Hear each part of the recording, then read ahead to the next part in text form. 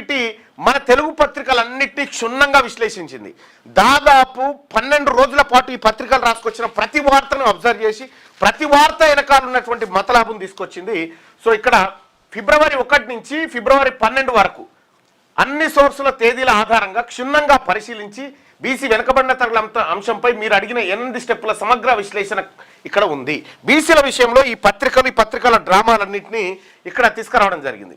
ఇంకా బీసీలకు సంబంధించి వచ్చిన అంటే ఏ పత్రికలో ఈ 12 రోజులలో బీసీలకు సంబంధించి ఎన్ని వార్తలు వచ్చినాయి, ఏ పేజీలో వచ్చినాయి, ఎంత వచ్చినాయి, ఏ ఫోటో వాడిరు, ఏ ఫోటోను వాడలేదు అనేది ఇక్కడ ఫిబ్రవరి 1 తారీఖు 2వ తారీఖు ఇక్కడ 6వ పేజీలో న్యూస్ వచ్చింది. విజయక్రాంతి పత్రికలో బీసీలకు బీఫారంలు ఇవ్వాల్సిందే, రాజకీయ వాటా డిమాండ్ కోసం ప్రధాన వార్త, లీడ్ వార్త అంటే బ్యానర్ వార్తను విజయక్రాంతి ఇచ్చింది.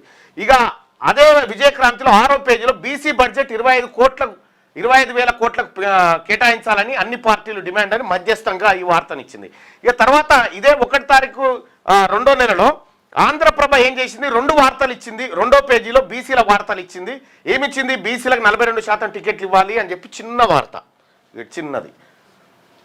సాక్షి దినపత్రిక 2వ పేజీలో వార్త ఇచ్చింది. ఈబీసీ రుణాలకు బీసీ కార్పొరేషన్ రుణాలకు సంబంధించినటువంటి ఒక ప్రధాన వార్తను సాక్షి దినపత్రిక ఇచ్చింది.